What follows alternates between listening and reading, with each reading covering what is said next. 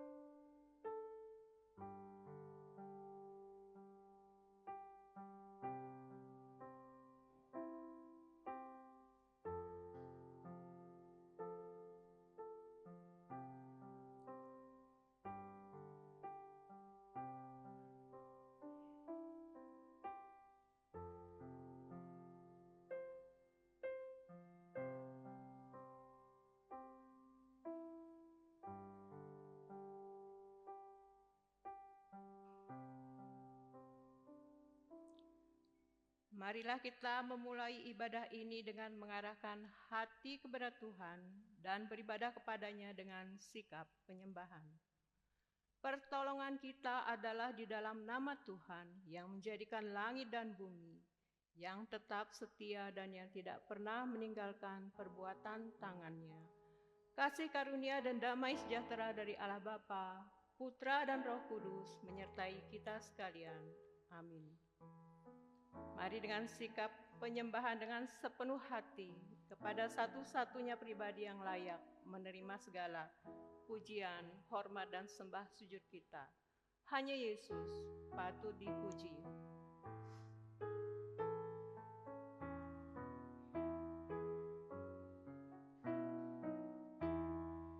Hanya Yesus Engkau patut dipuji selamanya, karena kasih anugerah-Mu sungguh berkelimpah. Puji Tuhan yang budiman, seorang orang beriman. Puji-puji sampai surga, pujilah selamanya.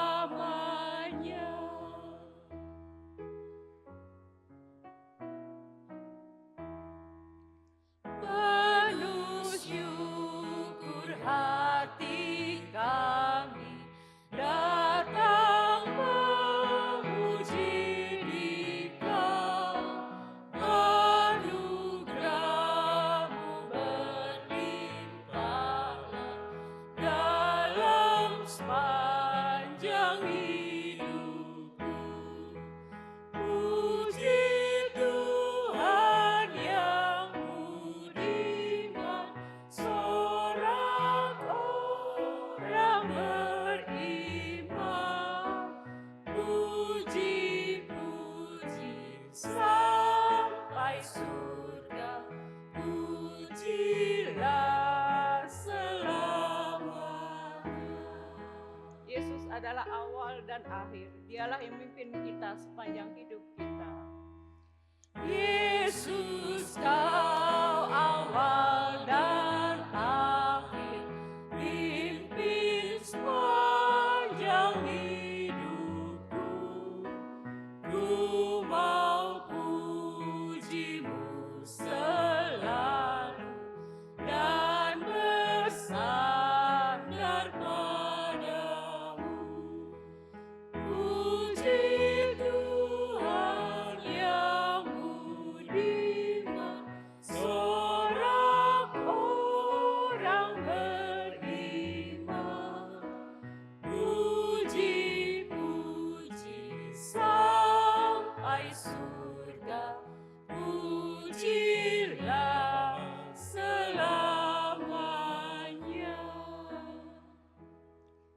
Inilah Mazmur 84 ayat 5 dan 6 sebagai pembimbing ibadah kita pada hari ini.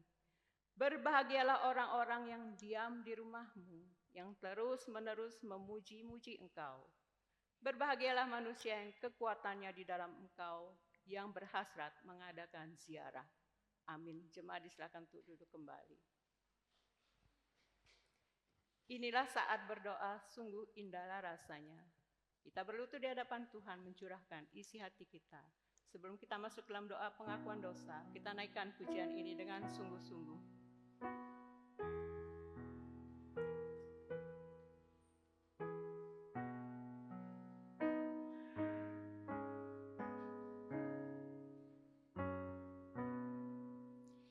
Inilah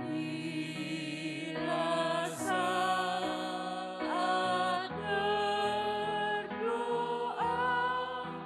sungguh indahlah rasanya berlutut di hadapannya, curahkan isi hatiku di waktu hatiku susah, jiwaku dapat sentosa, terlepas dari kuasa pada saat ku berdoa.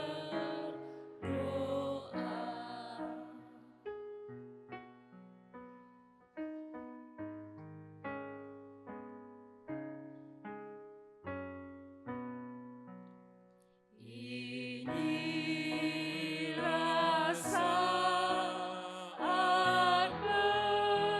berdoa, permintaanku terbawa sampai ke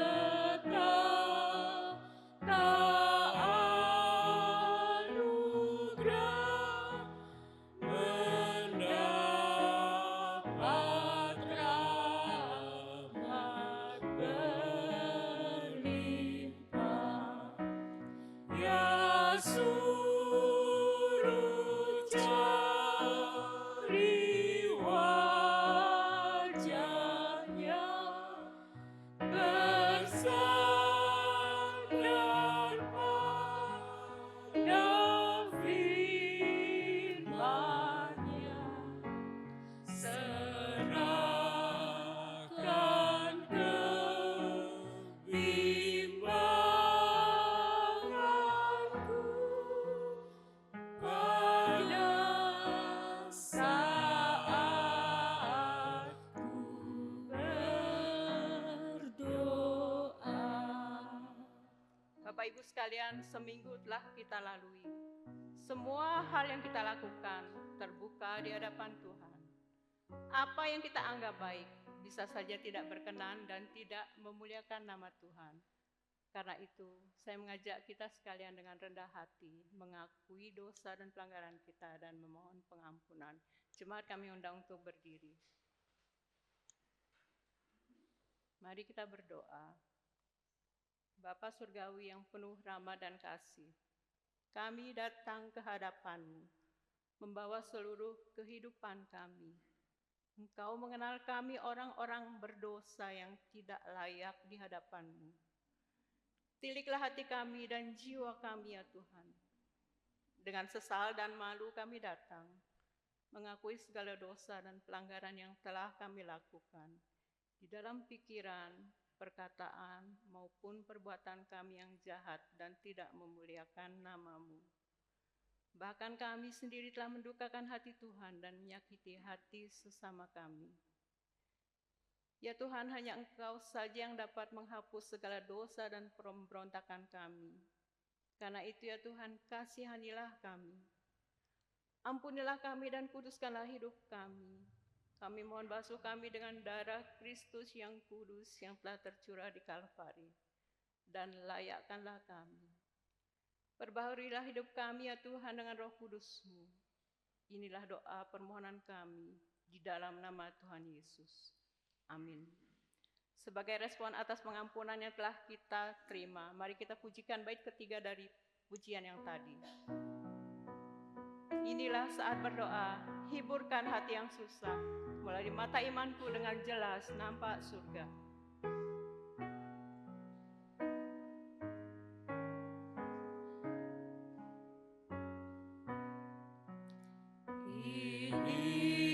Inilah saat berdoa,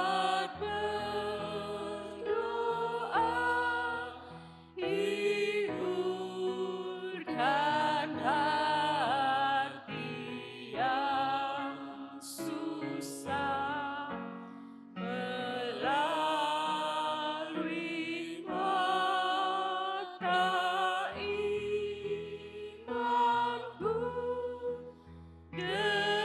dengan jelas nampak surga. Lepas tubuh yang penuh lelah dan pahala, ku terimalah, ku bersorak, puji Tuhan, dan ingat saat berdoa.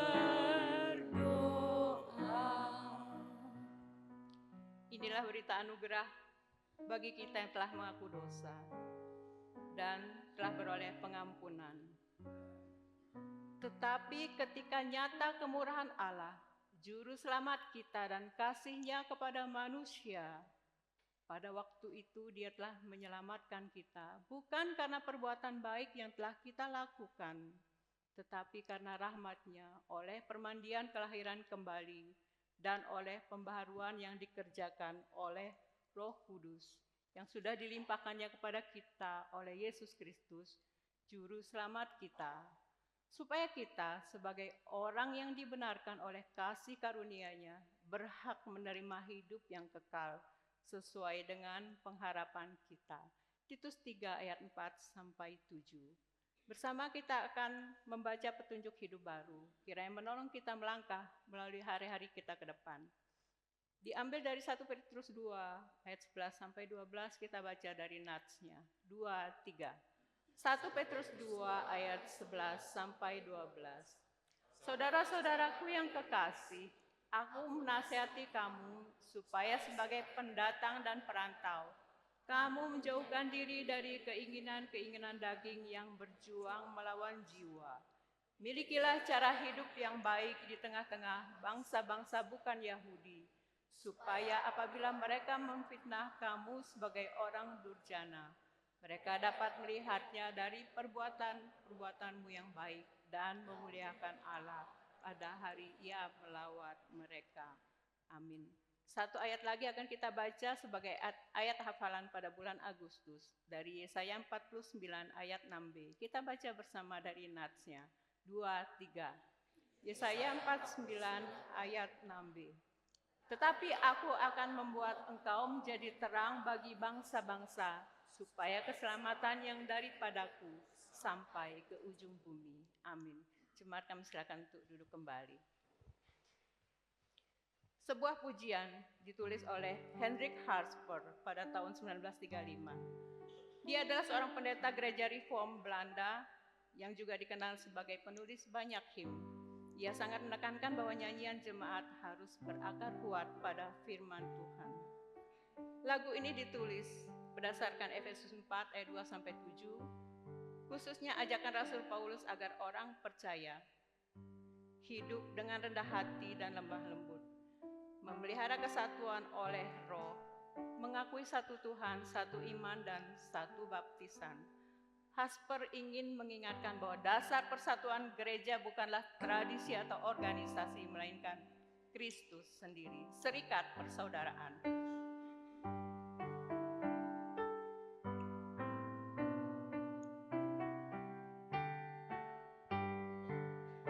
Serikat persaudaraan, berdirilah teguh, sempurnakan persatuan di dalam Tuhanmu.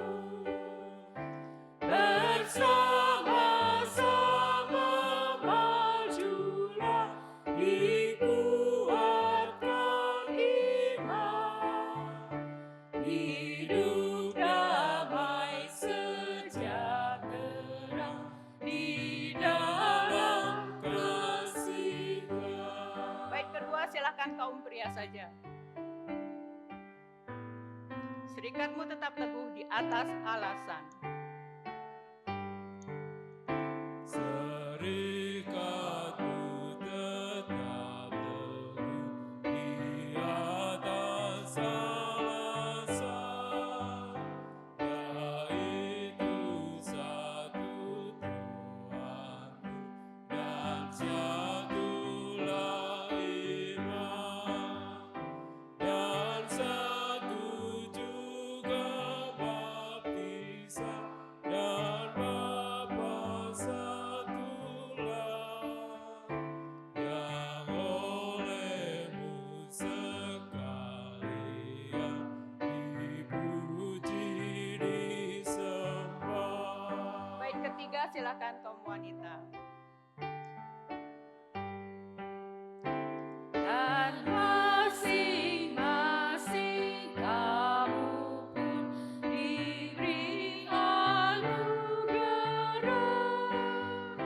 supaya kamu bertekun dan rajin bekerja. Hendaklah kau rendah hati, dengar pesan Tuhan, jemaat menurut firman-Nya, saling mengasihi. Yang mengundang jemaat sekalian untuk berdiri bersama orang percaya sepanjang segala abad dan zaman di semua tempat. Mari kita ikrarkan pengakuan iman kita seturut dengan pengakuan iman rasuli yang berbunyi demikian. Aku percaya kepada Allah, Bapa yang Maha Kuasa, Khalik langit dan bumi, dan pada Yesus Kristus, anaknya yang tunggal Tuhan kita, yang dikandung dari Roh Kudus, lahir dari anak darah Maria, yang menderita sengsara di bawah pemerintahan Pontius Pilatus, disalibkan, mati dan dikuburkan, turun ke dalam kerajaan maut. Pada hari yang ketiga, bangkit pula dari antara orang mati, naik ke surga, duduk di sebelah kanan Allah, Bapa yang Maha Kuasa, dan dari sana ia akan datang untuk menghakimi orang yang hidup dan yang mati.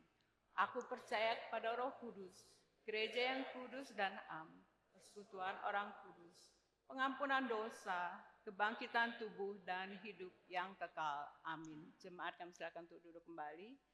Kami persilakan Evangelis Hana untuk memimpin doa syafaat kita. Mari Bapak Ibu Saudara, kita akan membawa syafaat kita kepada Tuhan. Bapak Ibu silakan melihat di layar, silakan dukung di dalam hati masing-masing. Saya akan memimpin di dalam doa. Kita berdoa. Bapa di dalam kerajaan surga, Bapa yang kami puji di dalam nama Tuhan Yesus Kristus, segala puji, hormat, dan juga kemuliaan patut kami naikkan ke hadapan hadirat-Mu, karena Engkau adalah Allah yang baik, Allah yang begitu setia menjaga, melindungi, menyertai kehidupan kami sampai pada hari ini ya Bapa. Segala hari yang telah kami lewati dengan berbagai tantangan, dengan berbagai pergumulan, Tetapi pada pagi hari ini ketika kami boleh duduk bersama-sama di hadapan hadirat Tuhan, memuji membesarkan nama Tuhan, semua bukan karena kuatan hebat kami, tetapi semata-mata karena anugerah-Mu ya Tuhan. Pada saat ini ya Bapa, kami datang bersama-sama ke hadapan hadirat-Mu, mengucap syukur untuk penyertaan-Mu di dalam kehidupan pelayanan kami. Secara khusus kami bersyukur untuk kegiatan pemeriksaan kesehatan yang sudah berlangsung dengan baik kemarin yang diadakan di lingkungan Seruni, halaman belakang gereja. Kami bersyukur ya Tuhan, kegiatan ini boleh berlangsung dengan baik semua karena anugerah penyertaan-Mu. Kami rindu ya Tuhan, kiranya pengobatan yang telah dilakukan oleh tim dokter itu boleh menjadi berkat bagi setiap masyarakat yang telah datang, berkunjung, dan juga memeriksa kesehatan mereka. Kami berdoa ya Tuhan, kiranya keberadaan kami di lingkungan ini, keberadaan GKT di lingkungan ini boleh memberikan dampak yang baik, dan kami rindu ke depannya kerjasama ini boleh tetap terbangun dengan baik, kami boleh hidup berdampingan satu dengan yang lain dengan baik, dengan penuh kasih. Setiap orang, setiap anak-anak Tuhan yang telah terlibat di dalam pelayanan kemarin, Tuhan juga kiranya mari memberkati mereka, setiap tim dokter, Tuhan terus memberkati di dalam pekerjaan, pelayanan mereka, keluarga mereka, bahkan pergumulan-pergumulan mereka secara pribadi, kiranya Tuhan juga menolong. Tuhan terus pakai mereka untuk boleh menjadi berkat bagi banyak orang. Kami juga bersyukur untuk pelayanan diakonia yang boleh terus Tuhan sertai sampai pada hari ini. Tuhan kiranya mari memberkati pelayanan ini, hati yang terus melayani Tuhan, kiranya Tuhan terus tanamkan di dalam hati setiap kami, terkhususnya di dalam hati setiap pengurus diakonia. Kami bersyukur Tuhan boleh memilih mereka untuk melayani Tuhan. Kiranya Tuhan terus memakai mereka melalui pelayanan mereka. Semakin banyak orang, semakin banyak jiwa-jiwa terkhususnya yang ada di gereja ini yang semakin terperhatikan. Terima kasih ya Tuhan, kami juga berdoa menyerahkan setiap program-program dari komisi misi diakonia yang mungkin belum terjalankan. Tuhan juga kiranya mari memberkati, dan juga kiranya ke depannya pelayanan mereka juga terus berjalan dengan baik, dengan kompak, mereka boleh mengerjakan pelayanan ini. Kami juga bersatu hati ya Tuhan, berdoa menyerahkan sekolah-sekolah Kristen yang ada di Nusa Tenggara Barat. Kiranya Engkau mari memberkati, bekerja melalui sekolah-sekolah Kristen yang ada, mulai dari TK sampai kepada perguruan tinggi. Kiranya Tuhan mari menolong supaya sekolah-sekolah ini boleh menjadi wadah pembentukan karakter yang baik, pembentukan iman yang baik, sehingga bukan hanya secara intelektual, iman dari anak-anak, orang-orang Kristen yang ada di kota ini boleh semakin terbentuk melalui sekolah-sekolah Kristen yang ada. Berkati setiap siswa-siswa yang dibina di sekolah-sekolah ini, Tuhan kiranya mari menolong mereka supaya mereka pun boleh terbentuk iman mereka di dalam Tuhan, bertumbuh di dalam Tuhan, karakter mereka pun boleh semakin terbentuk. Setiap guru-guru yang melayani di sekolah-sekolah ini, Tuhan juga kiranya mari memberkati mereka, menolong mereka ya Tuhan di dalam segala pergumulan hidup mereka, kiranya Tuhan sertai. Kami juga berdoa menyerahkan ekonomi yang ada di Nusa Tenggara Barat, kiranya Engkau mari memberkati setiap pemerintah yang mengelola ekonomi provinsi ini. Tuhan berikan hikmat, Tuhan berikan kekuatan ya Tuhan, sehingga mereka boleh mengelola setiap sumber ekonomi yang ada dengan baik, hingga pada akhirnya boleh mendatangkan kebaikan bagi seluruh masyarakat yang ada di kota ini, baik itu yang ada di kota-kota besar sampai ke daerah-daerah terpencil, boleh kiranya mendapatkan ekonomi yang merata. Terima kasih ya Tuhan, kami membawa seluruh doa kami ini ke dalam tangan-Mu. Kiranya Engkau mari mendengar, menjawab seturut dengan waktu dan kehendak-Mu saja. Di dalam nama Tuhan Yesus Kristus kami berdoa dan bersyukur. Haleluya. Amin. Amin. Terima kasih Lausana. Kita akan diberkati oleh persembahan pujian yang akan disampaikan oleh Komsel Kolose. Silakan.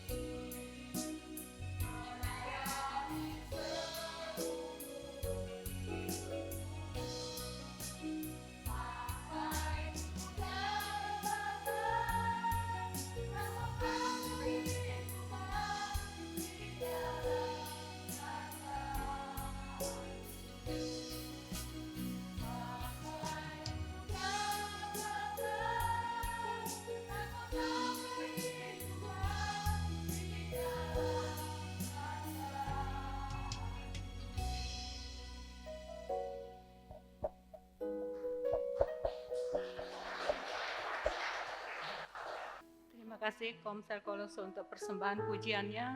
Kuserahkan seluruh hidupku untuk memuliakan Engkau dan setia sampai akhir melayanimu.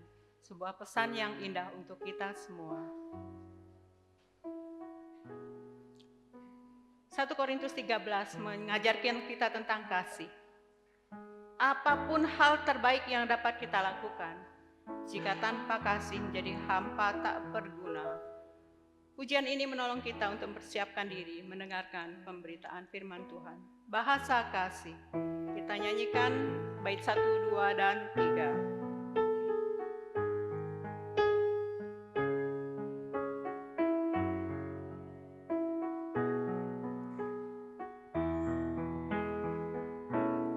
Kasih itu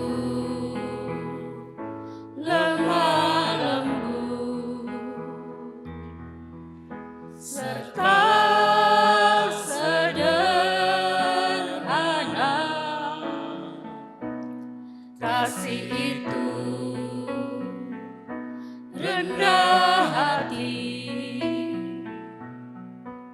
sabar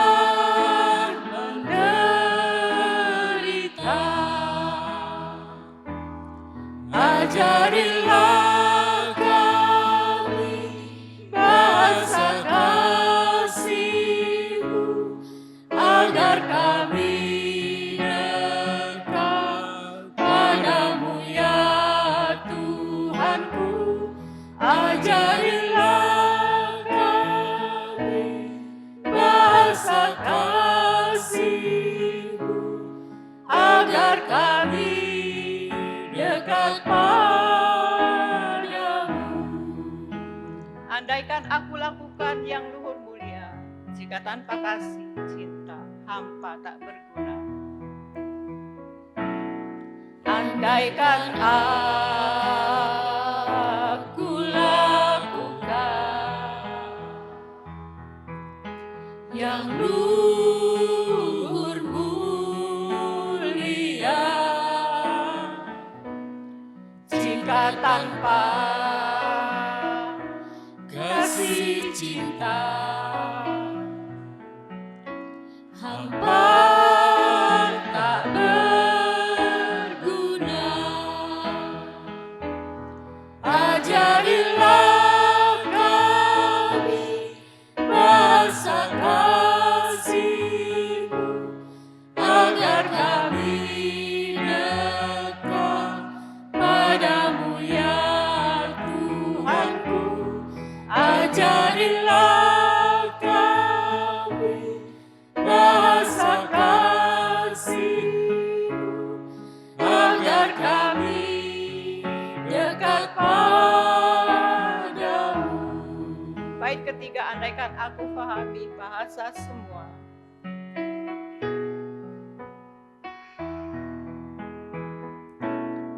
Andaikan aku pahami bahasa semua, hanyalah bahasa kasih, kunci tiap hati. Ajarilah kami bahasa kasih-Mu, agar kami dekat padamu ya Tuhanku.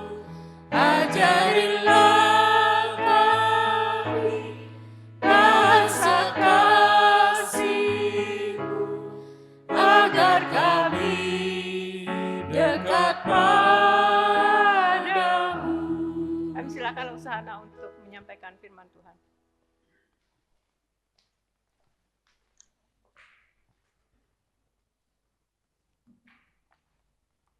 Mari kita bersatu di dalam doa.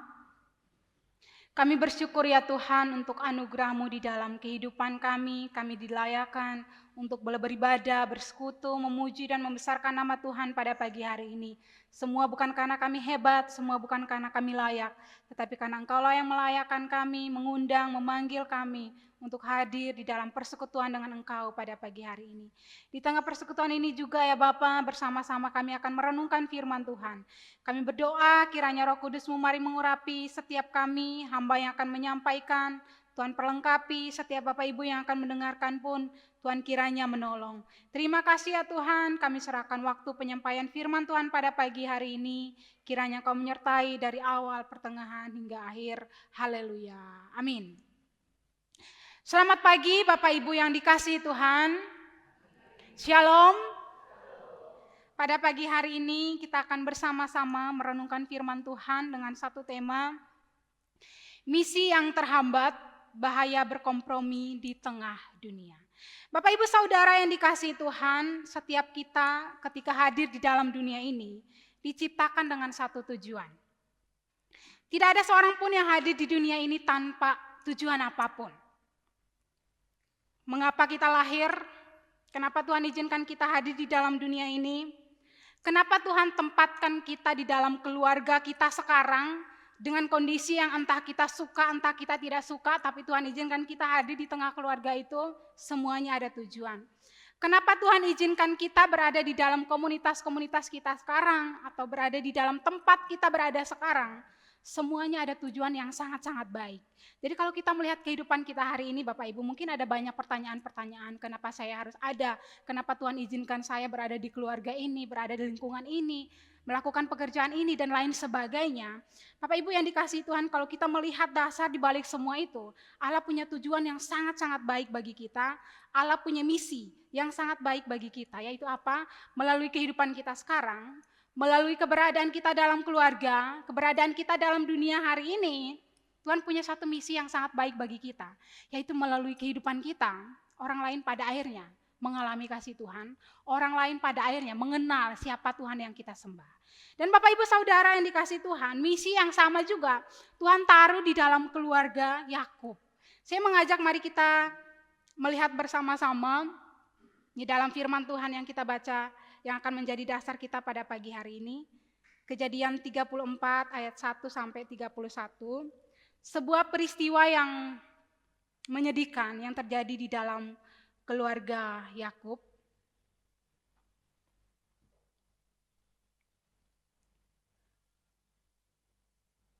Saya ajak kita baca bersama-sama dari Kejadian pasal yang ke-34. Kita baca ayat 1 hingga ayat yang ke-31. Ini karena ceritanya kalau kita tidak baca lengkap kita nggak tahu keseluruhannya ya. Jadi saya mengajak mari kita luangkan waktu kita sejenak, kita baca ayat ini secara keseluruhan supaya kita tahu jalan ceritanya seperti apa. Kita baca bergantian, saya ayat 1, Bapak Ibu ayat 2, demikian hingga ayat yang ke-31 dengan perikop Dina dan Sikem. Ayat 1, pada suatu kali pergilah Dina, anak perempuan Lea yang dilahirkannya bagi Yakub, mengunjungi perempuan-perempuan di negeri itu.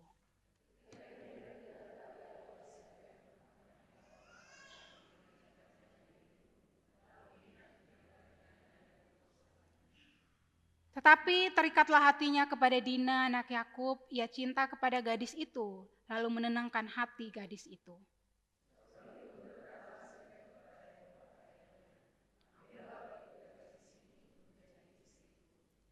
Kedengaranlah kepada Yakub bahwa Sikem mencemari Dina, tetapi anak-anaknya ada di padang menjaga ternaknya, jadi Yakub mendiamkan soal itu sampai mereka pulang.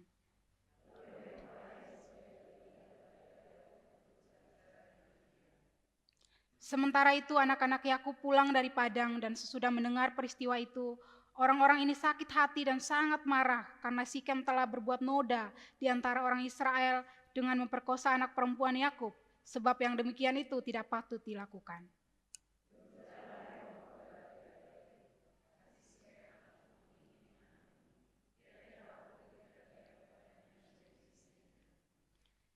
Dan biarlah kita ambil-mengambil, berikanlah gadis-gadis kamu kepada kami, dan ambillah gadis-gadis kami.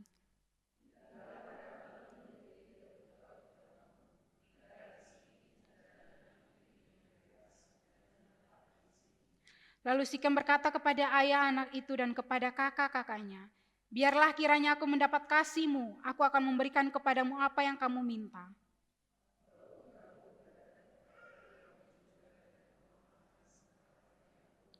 Aku akan memberikan apa yang kamu minta, tetapi berilah gadis itu kepadaku menjadi istri.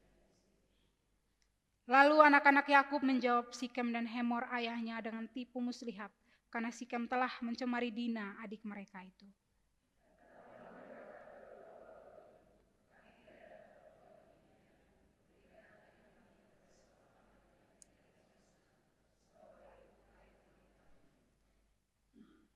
Hanyalah dengan syarat ini kami dapat menyetujui permintaanmu. Kamu harus sama seperti kami, yaitu setiap laki-laki di antara kamu harus disunat.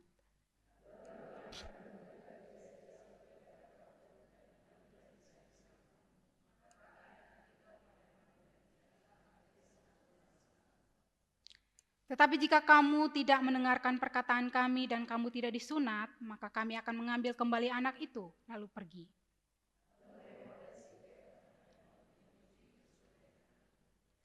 Dan orang muda itu tidak bertangguh melakukannya, sebab ia suka kepada anak Yakub, lagi pula ia seorang yang paling dihormati di antara seluruh kaum keluarganya.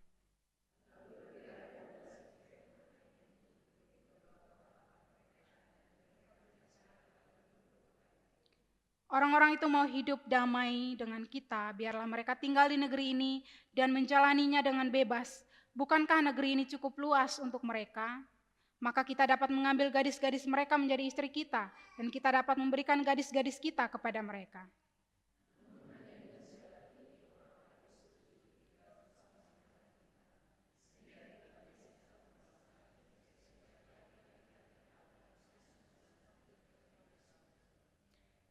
Ternak mereka, harta benda mereka, dan segala hewan mereka, bukankah semuanya itu menjadi milik kita?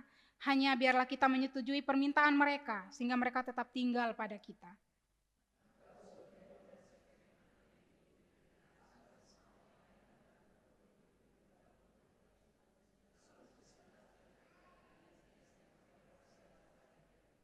Pada hari ketiga, ketika mereka sedang menderita kesakitan, datanglah 2 orang anak Yakub, yaitu Simeon dan Lewi, kakak-kakak Dina, setelah masing-masing mengambil pedangnya, menyerang kota itu dengan tidak takut-takut, serta membunuh setiap laki-laki.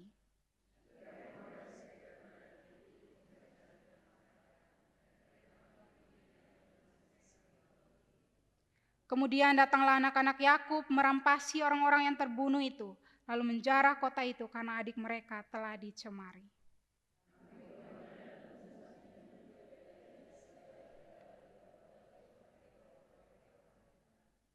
Segala kekayaannya, semua anaknya dan perempuannya ditawan dan dijarah mereka, juga seluruhnya yang ada di rumah-rumah.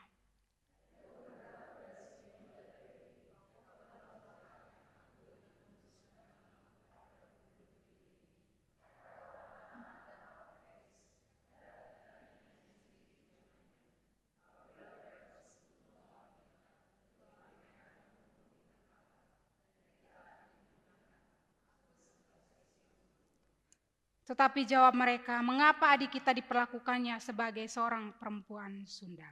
Demikian firman Tuhan. Bapak Ibu Saudara yang dikasihi Tuhan, kalau kita melihat di pasal sebelumnya, yaitu di dalam pasal yang ke-28 ayat yang ke-14, Allah memberikan satu misi kepada keluarga Yakub. Dan misi yang sama juga diberikan kepada keluarga Abraham, Ishak, seluruh keluarga yang berasal dari keluarga perjanjian, diberikan satu misi, satu tugas yang sama. Tuhan katakan bahwa Tuhan akan memberkati mereka. Keturunanmu akan menjadi seperti debu tanah banyaknya, dan engkau akan mengembang ke sebelah timur, barat, utara, dan selatan. Tapi ada satu tugas, dan olehmu serta keturunanmu, semua kaum di muka bumi akan mendapat berkat. Jadi ada satu tugas, satu misi yang Allah tempatkan di dalam kehidupan keluarga perjanjian. Mulai dari Ishak sampai pada Yakub, Allah kasih satu tugas. Allah berjanji dia akan memberkati mereka dengan berkat yang berlimpah. Tapi juga ada satu tugas berat yang harus dibawa oleh keluarga ini, Yaitu Allah katakan melalui kehidupan keluargamu, melalui kehidupan keturunanmu, seluruh bangsa akan mendapat berkat. Berkat yang dimaksudkan dalam hal ini bukan hanya secara materi, tapi berkat yang dimaksudkan adalah melalui kehidupan keluarga ini dan juga keturunannya. Orang lain itu pada akhirnya mendengar tentang Injil, mendengar tentang siapa Tuhan, mendengar tentang Allah yang disembah oleh keluarga Yakub, keluarga Ishak dan juga keluarga Abraham. Jadi satu tugas penting, satu misi yang ada di dalam keluarga Yakub adalah Allah ingin melalui kehidupan keluarga kecil ini, orang lain itu pada akhirnya mendapat berkat, dalam artian orang lain pada akhirnya mendengar tentang siapa Tuhan, siapa Allah yang mereka sembah. Namun Bapak Ibu yang dikasihi Tuhan, kalau kita melihat di dalam cerita seperti tema kita hari ini, misi itu pada akhirnya terhambat. Seperti kisah yang kita baca pada hari ini, sebuah kisah sedih yang menimpa keluarga Yakub. Saya percaya bahwa tidak ada satupun keluarga yang menginginkan hal seperti ini terjadi dalam keluarga mereka. Tapi pada akhirnya hal ini terjadi. Tapi Bapak Ibu, kalau kita melihat jauh lebih dalam peristiwa di balik ini, itu luar biasa ya Bapak Ibu. Ada satu kompromi yang ternyata dilakukan oleh Yakub, kompromi kecil. Yang kalau kita lihat cerita ini di pasal sebelumnya, ketika Yakub pada akhirnya keluar dari Haran, bertemu dengan kakaknya Esau, mereka berdamai dengan penuh cinta. Yakub itu kemudian tidak langsung melakukan satu janji yang dahulunya sudah dia berikan kepada Allah ketika dia keluar dari Kanaan di dalam masa pelarian. Janjinya seperti ini Bapak Ibu Saudara. Di dalam Kejadian pasal yang ke-28 ayat 20 dan sampai ayat yang ke-22 ya Bapak Ibu. Sampai pada ayat yang ke-22 Yakub memberi satu nasar seperti ini, satu janji ya.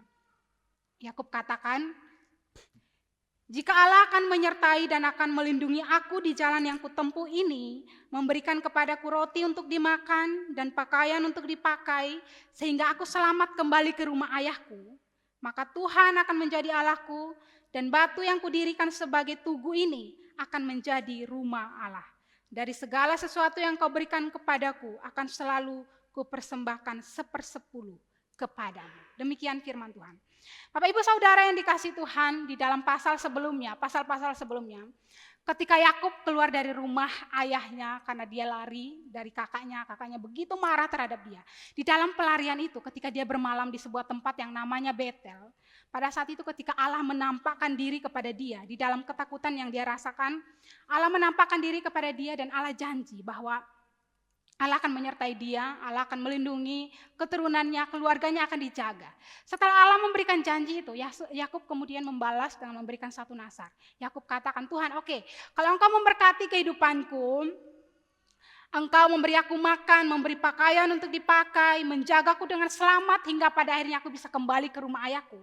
Maka Yakub katakan, batu yang kudirikan sebagai tugu ini akan menjadi rumah Allah. Dalam artian ketika Yakub pergi ke Haran dalam masa pelarian itu, ketika Tuhan memberkati kehidupannya, maka dia akan kembali lagi ke Betel, berdiam di situ bersama dengan keluarganya, membangun tubuh, membangun rumah Allah, dan mereka berdiam di tempat itu. Dan Bapak Ibu, kalau kita melihat proses berbagai nasar yang diberikan oleh Yakub kepada Allah, kita melihat bahwa Allah memenuhi itu semua. Kita melihat bahwa janji yang permintaan yang dinaikkan oleh Yakub itu Allah penuhi, bahkan dipenuhi dengan begitu berlimpah. Allah berikan dia makan, keluarganya disertai, Allah memberikan dia pakaian, Allah memberikan perlindungan. Walaupun diancam oleh kakaknya sendiri, walaupun di Haran dia diperlakukan dengan tidak adil oleh mertuanya sendiri. Tetapi kita melihat bahwa Allah tetap menyertai, Allah menjaga, bahkan dia selamat kembali lagi ke Kanaan. Tapi ada satu hal yang dilewati, yaitu dia tidak langsung pergi ke Betel, sebuah kota yang juga ada di Kanaan, tetapi dia memilih untuk berdiam di Sikem. Bapak Ibu Saudara yang dikasihi Tuhan, apa yang salah dengan tindakan ini? Yang nampaknya dia kembali ke Kanaan, kembali ke tanah kelahiran orang tuanya, kembali ke tanah Kanaan, tempat di mana orang tuanya berada, tempat di mana keluarganya berada. Tetapi dia tidak kemudian pergi ke Betel, sebuah tempat yang sebelumnya menjadi nasarnya dia, sebuah tempat yang memang Allah panggil dia untuk kembali ke tempat itu. Dia kemudian memilih untuk berdiam di Sikem. Bapak Ibu Saudara yang dikasihi Tuhan, bagaimana kota Sikem? Sikem ini secara rohani adalah sebuah kota yang tidak takut akan Tuhan. Seluruh penduduk kota ini menyembah kepada Baal. Mereka punya dewa-dewa yang mereka sembah, mereka tidak takut akan Tuhan. Ada dewa-dewa yang sangat terkenal di kota ini, terutama dewa terutama Baal dan juga satu dewa yang bernama El. Dan juga ada banyak sekali praktik amoral, praktik tidak bermoral yang terjadi di dalam kehidupan kota ini. Jadi selain mereka hidup tidak takut akan Tuhan, mereka tidak menyembah Tuhan, ada juga banyak tindakan-tindakan tidak bermoral yang terjadi di dalam kota itu. Maka ketika Yakub memilih untuk berdiam bersama dengan keluarganya di kota itu, di Sikem itu, Yakub secara sadar berkompromi dengan budaya kota itu. Dia secara sadar memilih untuk membawa keluarganya. Hidup berdampingan dengan budaya-budaya yang dia tahu salah bisa membawa keluarganya mengalami kerusakan moral. Bapak Ibu kalau baca kisah ini kurang lebih itu hampir sama dengan kisah yang terjadi dengan keluarga Lot. Kisah yang kita baca beberapa bulan lalu. Lot pun memilih jalan yang demikian. Ketika Lot masuk ke kota Sodom dan juga Gomora, Alkitab catat bahwa dia awalnya memilih untuk berkemah di pinggirnya, di pinggir kota itu, kemudian masuk lebih jauh lagi, kemudian hidup berbaur dengan masyarakat situ. Pada akhirnya anak-anaknya terbaur juga, terkontaminasi juga dengan budaya, cara hidup masyarakat yang ada di Sodom dan juga Gomora. Bapak Ibu, langkah yang kurang lebih itu hampir sama dipilih untuk dilakukan oleh Yakub. Yakub ketika masuk ke Kanaan, dia tidak langsung pergi ke Betel, tapi dia memilih untuk berdiam di satu kota yang bernama kota Sikem. Tempat di mana tidak ada satu orang pun yang mengenal Tuhan. Tempat di mana seluruh budaya pada saat itu, budaya-budaya yang tidak sesuai dengan kehendak Tuhan. Banyak sekali tindakan-tindakan tidak bermoral yang dilakukan oleh masyarakat. Maka ketika keluarga Yakub memilih untuk berdiam di tempat itu, Yakub sebagai kepala keluarga pada akhirnya membawa keluarganya untuk berdiam di tempat itu. Bapak Ibu Saudara yang dikasihi Tuhan, itu kemudian pada akhirnya mendatangkan malapetaka di dalam keluarga mereka. Kalau kita melihat di dalam ayat yang ke-1 dan juga ayat yang kedua, dikatakan bahwa Dina itu kemudian pergi mengunjungi perempuan-perempuan di negeri itu. Bapak Ibu, yang menariknya, kata mengunjungi di sini atau kata mengunjungi atau pergi melihat perempuan-perempuan yang ada di kota itu, ini bukan hanya sekedar sebuah tindakan biasa datang kemudian melihat anak-anak perempuan yang ada di kota itu, tetapi kata melihat di sini atau kata mengunjungi di sini itu menggunakan kata lirot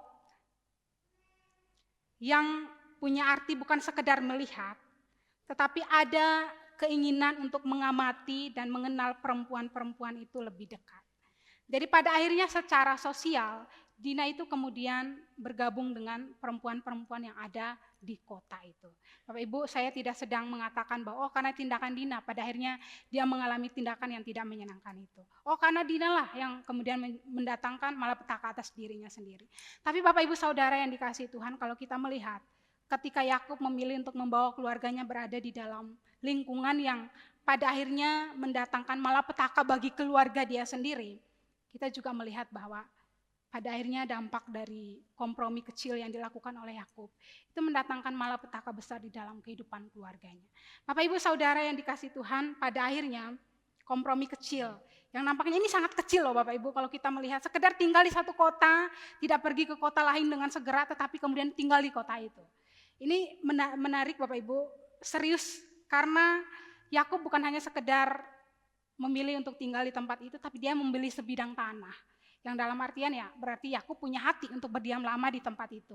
Sedangkan Tuhan panggil dia untuk pergi ke Betel, kota lain, tinggallah di tempat itu, tempat yang bagi Tuhan aman bagi keluarga dia. Tapi Yakub ketika masuk ke tempat itu, dia memilih sebidang tanah. Ya pada masa itu mungkin kita pikir ya itu investasi lah. Tetapi enggak lah, pada masa itu orang belum berpikir sejauh itu. Tapi Bapak Ibu Saudara yang dikasihi Tuhan, Yakub ketika memilih untuk membeli sebidang tanah itu, berarti dengan sadar Yakub mengambil satu keputusan untuk akan berdiam lama di tempat itu.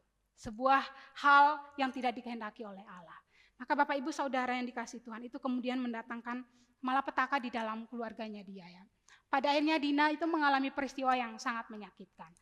Kembali lagi yang bersalah di dalam hal ini bukan karena Dina kemudian bergaul dengan masyarakat di tempat itu, tetapi pelakunya sendiri, yaitu seorang pria yaitu Sikem yang pada akhirnya menodai Dina. Jadi yang salah pada kisah ini adalah sang pelaku itu sendiri. Jadi Bapak Ibu Saudara yang dikasihi Tuhan, ketika mereka hidup di dalam lingkungan yang mereka udah tahu salah, mereka udah tahu itu tidak benar, itu pada akhirnya juga mendatangkan luka yang begitu besar di dalam hati Dina sendiri sebagai korban, dan juga pada akhirnya mendatangkan malapetaka yang lainnya. Bapak Ibu Saudara yang dikasihi Tuhan, yang begitu menyedihkan di dalam kisah ini, Dina setelah mengalami peristiwa yang begitu melukai dirinya, pada akhirnya dia terpaksa harus tinggal dengan pelaku itu. Bapak Ibu kalau lihat cerita ini, setelah peristiwa pemerkosaan itu terjadi, Dina harus tinggal dengan Sikem, dikatakan. Dia harus tinggal dengan Sikem beberapa lama, dan setelah itu kakak-kakaknya datang dan kemudian mengambil dia. Kakak-kakaknya kemudian datang dan merebut dia melalui cara yang mengerikan, itu pembunuhan massal seluruh penduduk, seluruh anak laki-laki yang ada di kota itu. Jadi pada akhirnya Bapak Ibu satu kompromi kecil terjadi, itu mendatangkan luka di dalam keluarga. Luka yang kemudian sangat melukai Dina tentunya sebagai korban. Dan kemudian anak-anak Dina, anak-anak laki-laki, Yakub, itu kemudian bertindak dengan cara yang tidak benar. Bapak Ibu Saudara yang dikasihi Tuhan, ketika keluarga merasakan kemarahan dalam hati mereka ketika adik mereka diperlakukan seperti itu wajar. Siapa sih keluarga yang tidak marah ketika tahu anggota keluarga mereka diperlakukan sedemikian? Tapi Bapak Ibu Saudara, respon mereka itu yang kemudian menjadi sorotan. Kalau kita melihat kakak-kakaknya begitu marah luar biasa. Kakak laki-lakinya marah luar biasa di dalam kemarahan mereka. Mereka kemudian merancangkan satu rancangan yang sangat baik. Mereka minta untuk seluruh penduduk kota itu harus disunat. Dan setelah peristiwa itu terjadi, seluruh penduduk kota itu disunat, terkhususnya laki-laki, mereka semua disunat. Dan ketika peristiwa ini terjadi, mereka dalam keadaan kesakitan tentunya setelah disunat. Setelah itu saudara Dina tahu bahwa mereka dalam keadaan tidak berdaya, dalam keadaan kesakitan. Mereka kemudian masuk ke dalam kota itu dan membunuh seluruh laki-laki yang ada di kota itu. Sebuah tindakan yang lahir dari rasa sakit hati yang luar biasa akibat perilaku tidak menyenangkan yang menimpa adik mereka. Nah Bapak Ibu Saudara yang dikasihi Tuhan, pada akhirnya anak-anak Yakub yang lainnya pun jatuh di dalam dosa. Di dalam kemarahan mereka yang mereka alami, itu kemudian mereka juga jatuh di dalam dosa-dosa yang lainnya. Bapak Ibu Saudara yang dikasihi Tuhan, dampak lainnya juga adalah pada akhirnya nama baik keluarga perjanjian itu tercoreng. Yakub sendiri mengatakan itu ya. Di dalam kemarahan terhadap anak laki-lakinya, dia katakan bahwa mereka itu membuat nama baik dia tercoreng. Ya mungkin karena Yakub selama ini di dalam lingkungan itu dikenal sebagai orang yang baik, sebagai keluarga perjanjian, sebagai keluarga yang takut akan Tuhan. Namun pada akhirnya ketika mereka melihat, penduduk kota itu melihat tindakan yang dilakukan oleh anak laki-laki Yakub, itu pada akhirnya kemudian mendatangkan hal yang kurang menyenangkan bagi keluarga itu. Hingga pada akhirnya kesaksian keluarga Yakub itu jadi rusak.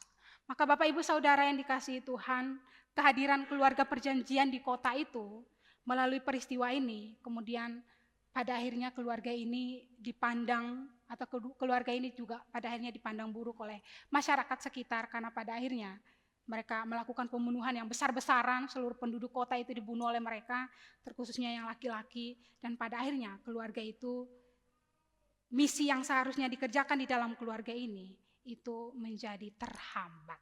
Bapak Ibu Saudara yang dikasihi Tuhan, terhambat itu bukan berarti gagal ya, tetapi misi ini pada akhirnya terhambat sebentar karena satu kompromi kecil yang dilakukan oleh keluarga ini. Bapak Ibu, kompromi sangat-sangat kecil loh ini, hanya memilih untuk tinggal di satu kota dan bukan langsung pergi ke Betel. Maka kalau Bapak Ibu lihat di pasal 35 ayat 1, Allah langsung perintahkan bawa seluruh keluarga pergi ke Betel. Allah langsung perintahkan mereka untuk pergi ke Betel. Bapak Ibu Saudara yang dikasihi Tuhan, setiap kita, keluarga kita pun punya satu misi. Allah rindu melalui keluarga kita, Injil Allah didengar, dilihat, dan dirasakan oleh dunia. Misi ini bukan hanya untuk keluarga Yakub Bapak Ibu, tapi misi ini juga Allah berikan kepada keluarga-keluarga Kristen hari ini, termasuk keluarga kita. Allah tempatkan misi ini di dalam keluarga kita. Allah rindu melalui kehidupan keluarga kita, sebagai pasangan suami istri, melalui kehidupan anak-anak kita, melalui relasi yang ada di dalam keluarga kita. Allah rindu orang lain itu pada akhirnya boleh mendengar atau boleh melihat siapa Allah yang kita sembah. Maka Bapak Ibu Saudara yang dikasihi Tuhan, apakah misi Allah ini sudah kita kerjakan di dalam kehidupan keluarga kita? Atau misi ini juga terhambat karena kompromi-kompromi kecil yang kita pilih untuk lakukan yang nampaknya tidak berbahaya, tapi pada akhirnya itu menghambat misi Allah di dalam kehidupan keluarga kita. Bapak Ibu Saudara yang dikasihi Tuhan, misi Allah bagi keluarga kita hari ini adalah melalui keluarga kita, Allah rindu orang lain pun boleh mengenal Tuhan. Maka Bapak Ibu Saudara yang dikasihi Tuhan, kiranya melalui kehidupan kita secara pribadi atau melalui kehidupan keluarga kita, kiranya orang lain boleh mengenal siapa Tuhan. Orang lain pada akhirnya boleh merasakan kasih Tuhan. Orang lain pada akhirnya boleh melihat baiknya Tuhan itu melalui tindakan hidup kita setiap hari. Bapak Ibu yang dikasihi Tuhan, setiap hari kita harus mengaku bahwa kita itu seringkali diperhadapkan dengan berbagai bentuk kompromi-kompromi. Di dalam kehidupan pekerjaan kita, kompromi-kompromi kecil seperti ya nggak apa-apa lah terlambat sedikit. Itu kan kompromi kecil ya, lewat 5 menit atau lewat 10 menit. Kompromi-kompromi yang nampaknya kecil, yang kita pikir itu tidak akan memberikan dampak bagi orang lain. Tetapi secara tidak sadar, misi yang Allah taruh di dalam hati kita, yaitu menjadi berkat bagi orang lain, itu pada akhirnya bisa terhambat. Orang ketika melihat kita datang tidak tepat waktu, orang ketika melihat kita tidak disiplin di dalam pekerjaan-pekerjaan kita, pada akhirnya orang tidak melihat bahwa Allah itu hidup di dalam kita. Orang tidak melihat bahwa kasih Allah itu ada di dalam kita. Atau juga kompromi-kompromi yang lain ketika di dalam pekerjaan, kita berhadap dengan keputusan-keputusan yang mungkin nampaknya kecil. Seperti mungkin ketika kita diperhadapkan dengan ketidakjujuran di dalam pekerjaan yang mungkin mendatangkan keuntungan bagi kita. Ketidakjujuran yang mungkin bisa mendatangkan keuntungan bagi keluarga kita. Tapi keputusan kecil itu Bapak Ibu Saudara, ketika kita pilih untuk lakukan, maka pada akhirnya misi yang Allah taruh di dalam hati kita, itu tidak tersampaikan kepada orang lain. Ketika orang melihat di dalam kehidupan kita, ketika orang melihat keputusan-keputusan yang kita ambil di dalam lingkungan pekerjaan, lingkungan keluarga, ketika orang melihat bahwa itu sebuah keputusan yang salah, keputusan yang keliru, maka pada akhirnya orang lain pada akhirnya tidak melihat karakter-karakter Allah di dalam hidup kita hingga pada akhirnya misi yang Allah taruh, yaitu melalui kehidupan kita, Injil Allah didengar, dilihat, dirasakan, itu tidak tersampaikan dengan baik. Hingga pada akhirnya misi itu seperti yang dihadapi oleh keluarga Yakub, misi itu terhambat. Maka Bapak Ibu Saudara yang dikasihi Tuhan, mari kita membawa diri kita secara pribadi, secara keluarga. Segala keputusan yang kita ambil di dalam keluarga, langkah-langkah kecil yang kita ambil di dalam keluarga, kiranya pada akhirnya membawa orang lain, tetangga-tetangga kita, rekan kerja kita, atau rekan kita yang ada di gereja, orang-orang yang kita pimpin, itu pada akhirnya boleh merasakan kasih Tuhan, melihat kasih Tuhan di dalam kehidupan kita. Bapak Ibu Saudara yang dikasihi Tuhan, kisah ini diakhiri dengan begitu menyedihkan ya. Pada akhirnya Dina tetap di dalam keadaan yang demikian, tetapi ditolong oleh saudaranya, dan kemudian saudara-saudaranya pun melakukan sebuah kesalahan yang luar biasa. Tetapi tetap Bapak Ibu Saudara yang dikasihi Tuhan, Tuhan tidak meninggalkan keluarga ini. Misi ini mungkin terhambat pada saat itu. Selama beberapa waktu misi itu terhambat, tetapi tetap Allah menolong dan Allah tetap bekerja sehingga pada akhirnya misi itu tetap dipulihkan dan tetap berjalan. Dan ini akan kita bahas selanjutnya di minggu depan ketika Allah memulihkan misi yang sempat terhambat di dalam kehidupan keluarga ini. Jadi Bapak Ibu Saudara yang dikasihi Tuhan, kalau pada saat ini kita merasa bahwa misi yang Allah taruh di dalam hati kita terhambat, misi yang Allah taruh di dalam keluarga kita terhambat, kita merasa bahwa saya ini sudah mengalami kegagalan, saya di dalam kehidupan saya orang lain pada akhirnya tidak melihat kasih Tuhan. Kita merasa bahwa sudah berakhir di situ. Kita melihat kisah ini seolah-olah berakhir dengan sangat tragis, tidak ada penyelesaian yang terjadi. Tapi Bapak Ibu Saudara yang dikasihi Tuhan, Allah tidak berhenti di dalam kegagalan kita berkompromi dengan kesalahan-kesalahan kecil setiap hari. Allah memanggil kita, Allah mau pulihkan kita, dan Allah mau terus mengerjakan misi itu di dalam hidup kita. Misi yang mungkin bagi kita sudah terhambat, misi yang bagi kita mungkin sudah tidak bisa dijalankan lagi. Tetapi Allah mau tetap mengerjakan misi itu di dalam kehidupan kita. Maka mari kita memberi diri kita, memberi keluarga kita untuk terus dipakai oleh Tuhan, untuk memenuhi misinya di dalam dunia ini. Mari kita berdoa. Bapa di dalam kerajaan surga, kami mengaku bahwa kami seringkali seperti keluarga Yakub. Kami secara pribadi maupun keluarga kami, seringkali kami juga berkompromi dengan hal-hal yang tidak Tuhan kehendaki. Hingga pada akhirnya melalui kehidupan kami, melalui tindakan kami, pada akhirnya orang tidak mengenal tentang Tuhan. Tapi kami juga bersyukur ya Tuhan, Engkau adalah Allah yang penuh dengan kasih, yang mau memulihkan kami, memulihkan misi yang ada di dalam hidup kami. Kami rindu kiranya Engkau terus mengerjakan misimu itu bagi kami. Mungkin pada saat ini misi itu terhambat ya Tuhan, tetapi kiranya Engkau mari menolong, memulihkan kami, terus mengerjakan misi itu di dalam kehidupan kami secara pribadi, maupun dalam kehidupan keluarga kami. Terima kasih ya Tuhan, di dalam nama Tuhan Yesus Kristus kami berdoa dan mengucapkan syukur. Haleluya. Amin. Shalom Bapak Ibu, Tuhan Yesus memberkati. Terima kasih Rosana untuk firman Tuhan yang telah dijelaskan kepada kita. Tuhan Yesus memberkati. Saatnya bagi kita untuk memberikan yang terbaik melalui persembahan. Mazmur 96 ayat 7 dan 8 mengatakan, kepada Tuhan hai suku-suku bangsa, kepada Tuhan sajalah kemuliaan dan kekuatan. Berilah kepada Tuhan kemuliaan namanya, bawalah persembahan dan masuklah ke pelatarannya. Persembahan akan diedarkan, silakan yang bertugas untuk melakukannya, dan kita naikkan pujian sinar di tempat kau ada.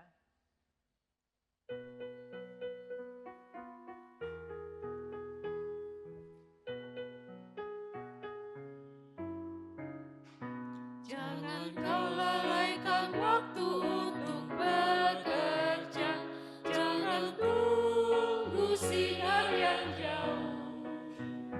Hendaklah kau setia dalam kerja yang ada, sinar di tempat kau ada, sinar di tempat kau ada, sinar di tempat kau ada.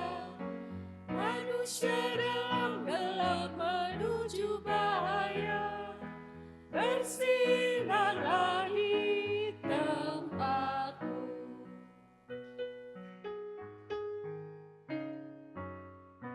Awan gelap kumpul tunggu kau yang lenyapkan, janganlah berhenti di jalan. Meski terpencil tetaplah bersuka cita, sinar di tempat kau ada, sinar di tempat kau ada, sinar di tempat kau ada. Manusia dalam gelap menuju bahaya, bersinarlah di tempatmu. Baik, ketiga jemaat silakan untuk berdiri.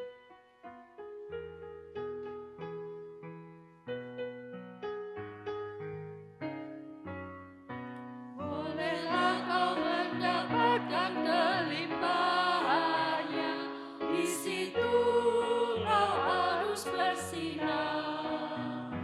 Tuhan kan memakaimu jadi berkat orang, sinar di tempat kau ada, sinar di tempat kau ada, sinar di tempat kau ada. Manusia dalam gelap menuju bahaya, bersinarlah di tempatmu. Silakan Penatua Kristian memimpin kita dalam doa persembahan. Mari kita bersama berdoa. Bapa kami yang bertahta di dalam kerajaan surga, sungguh kami bersyukur pada kesempatan hari ini kami diberikan kembali kesempatan untuk dapat bersama-sama memuji dan membesarkan nama Tuhan dan mendengarkan firman-Mu. Bapa, pada hari ini kami menyerahkan persembahan kami, kiranya Tuhan menguduskan, menyucikan persembahan ini sehingga dapat dipergunakan untuk pekerjaan-Mu di tempat ini. Kami berdoa untuk setiap penatua yang mengelola persembahan ini berikan hikmat bijaksana sehingga semuanya untuk hormat dan kemuliaan nama-Mu. Hanya di dalam nama Tuhan Yesus kami sudah berdoa dan bersyukur. Haleluya. Amin. Amin. Terima kasih. Jemaat disilakan untuk duduk kembali. Kami silakan Penatua Henry untuk menyampaikan warta jemaat. Shalom, selamat pagi jemaat yang dikasihi oleh Tuhan Yesus Kristus. Pada pagi hari ini saya akan membacakan warta Minggu tanggal 2 Agustus 2026. Namun terlebih dahulu kami mengucapkan selamat datang, selamat beribadah kepada seluruh jemaat dan khususnya kepada jemaat yang baru pertama kali hadir bersama-sama dengan kami. Jika seandainya ada di antara kita yang baru pertama kali hadir, mohon kesediaannya untuk berdiri di tempat. Tidak ada ya. Baik, saya lanjutkan. Kami mengucapkan terima kasih kepada seluruh jemaat yang telah turut terlibat di dalam pelayanan di ibadah pertama ini, kepada Yosefina, Evangelis Hana juga yang telah menyampaikan firman, kepada seluruh tim singer, pemusik, multimedia, kiranya Tuhan Yesus memberkati pelayanan Bapak, Ibu, Saudara-saudari sekalian. Warta pada minggu ini, pada Minggu tanggal 9 Agustus 2026, ibadah raya akan dilaksanakan seperti biasa pukul 7 dan setengah 10 pagi. Adapun tema khotbah untuk minggu depan adalah membakar berhala dan kembali kepada panggilan. Disampaikan atau dilayani oleh Evangelis Hana Ibu Estea. Mengundang seluruh jemaat untuk hadir di dalam ibadah tersebut. Berikutnya, ibadah persekutuan doa akan dilaksanakan pada hari Kamis, tanggal 6 Agustus 2026. Tema adalah toleransi yang menghancurkan integritas, dilayani oleh Evangelis Hana Ibu. Dilaksanakan pukul 7 malam, mengundang seluruh jemaat untuk hadir di dalam ibadah persekutuan doa ini. Berikutnya, persekutuan pemuda pada hari Sabtu, tanggal 8 Agustus 2026. Adapun temanya adalah Clickers Club. Biasanya pukul 7 malam ya. Mengundang seluruh pemuda untuk bisa hadir di dalam ibadah persekutuan pemuda ini. Berikutnya adalah persekutuan remaja, akan dilaksanakan pada hari Minggu tanggal 2 Agustus dengan tema Level Up. Untuk persekutuan ini diadakan di luar gereja, dan lokasi menyusul nanti akan disampaikan kemungkinan lewat WA grup anak-anak kita, anak-anak remaja, dan akan dilayani atau didampingi oleh Los Vincentia. Dilaksanakan pukul 7:30 pagi dan kumpul dulu di gereja. Berikutnya kegiatan donor darah. Donor darah akan dilaksanakan pada bulan ini, bulan minggu terakhir, minggu kelima, tanggal 30 Agustus setelah ibadah bersama. Mengundang seluruh jemaat yang sehat, yang memenuhi syarat untuk donor darah, untuk kita bersama-sama menjadi berkat bagi orang-orang yang membutuhkan. Berikutnya kami sampaikan bahwa dengan penuh sukacita, kami menginformasikan bahwa telah bergabung menjadi jemaat baru di gereja kita, yaitu Ibu Margaret Paramita Hardian Krisnawati. Sebagai informasi, Ibu Margaret adalah istri dari Dr. Anom. Kiranya seluruh jemaat dapat menyambut dan mendukung beliau dengan kasih dalam keluarga besar gereja. Ibu Margaret nanti akan hadir di ibadah kedua. Berikutnya, dalam bulan Agustus, sidang sinode melalui majelis jemaat mengajak seluruh jemaat untuk bisa berpartisipasi dalam gerakan Rp1.000 per hari untuk gerakan misi. Jadi ini adalah sudah ditetapkan oleh sinode kita GKT. Setiap bulan Agustus kita diharapkan kepada seluruh jemaat untuk bisa memberikan persembahan 1.000 sehari. Lebih dari itu enggak apa-apa.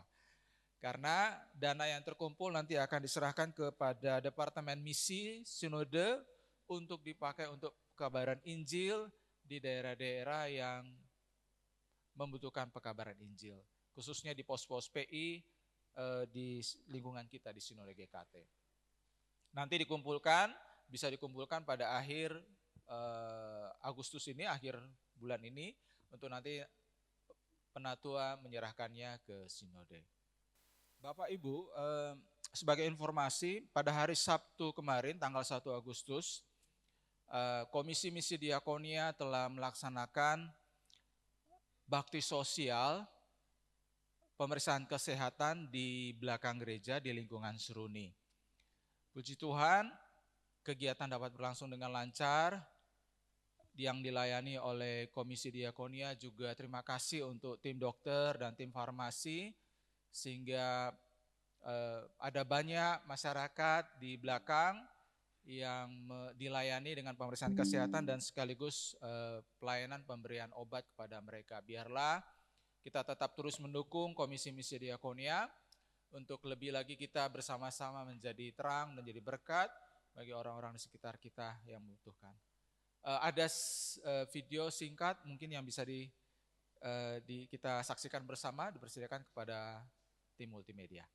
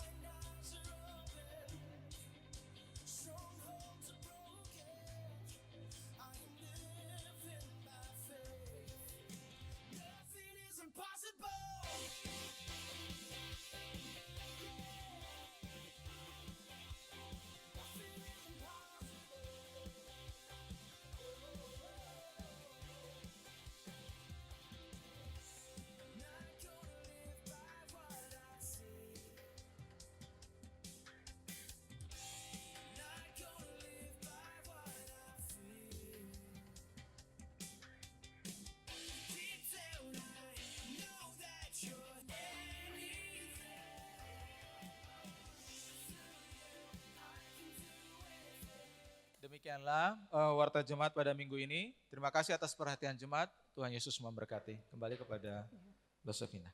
Ya, terima kasih Pak Henry yang telah menyampaikan Warta Jemaat bagi kita. Jemaat sekalian, dengan penuh syukur dan sukacita, kita akan mengembalikan segala puji, hormat, dan kemuliaan hanya bagi Allah. Kami undang jemaat untuk berdiri, kita naikkan pujian doksologi dengan versi Mandarin. Puji Allah Bapa, puji Allah Putra.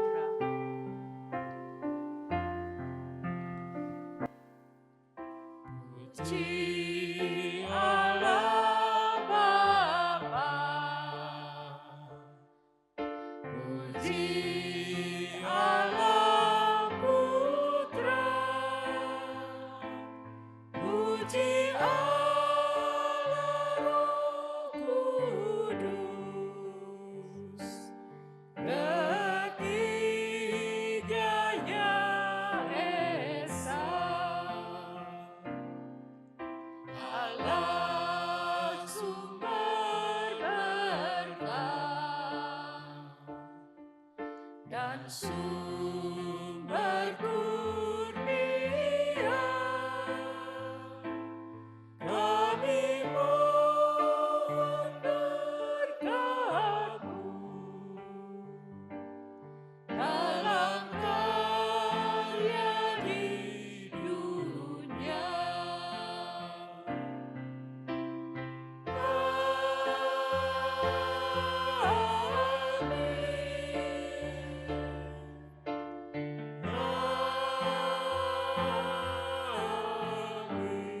Silakan evangelis Hana untuk memberikan berkat.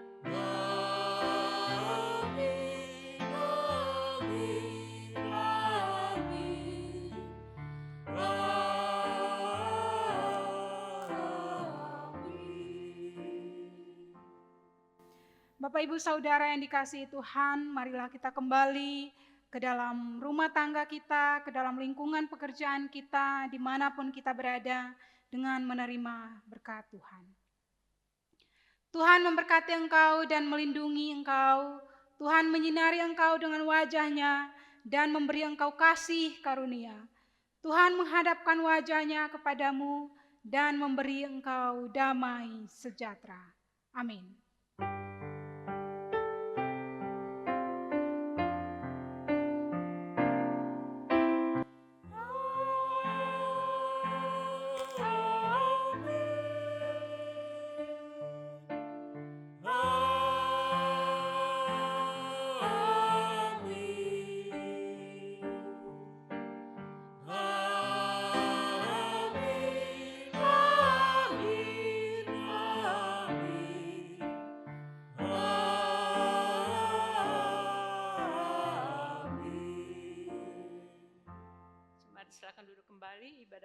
selesai, silakan mengambil saat teduh. Mengingatkan kembali, minggu pertama dan ketiga ada snack, silakan keluar lewat pintu samping.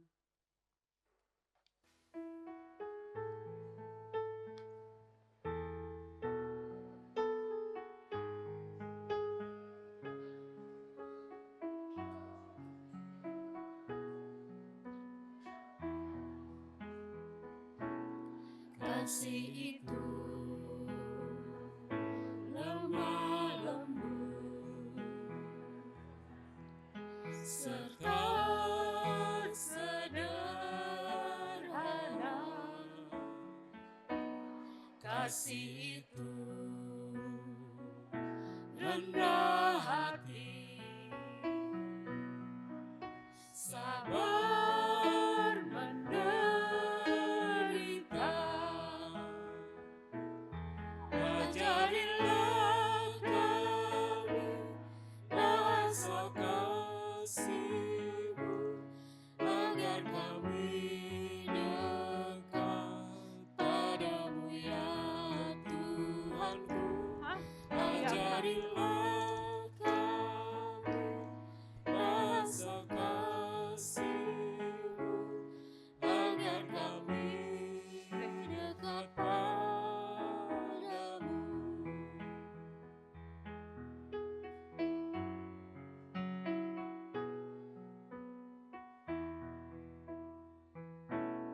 Andaikan aku lakukan yang luhur mulia, jika tanpa kasih cinta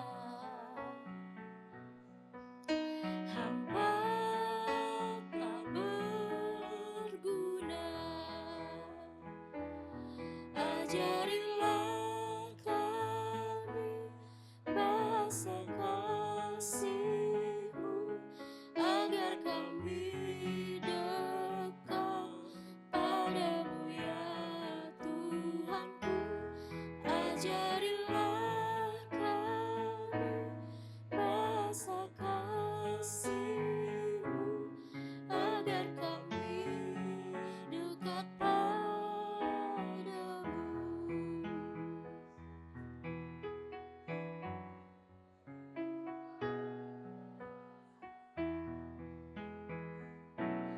Andaikan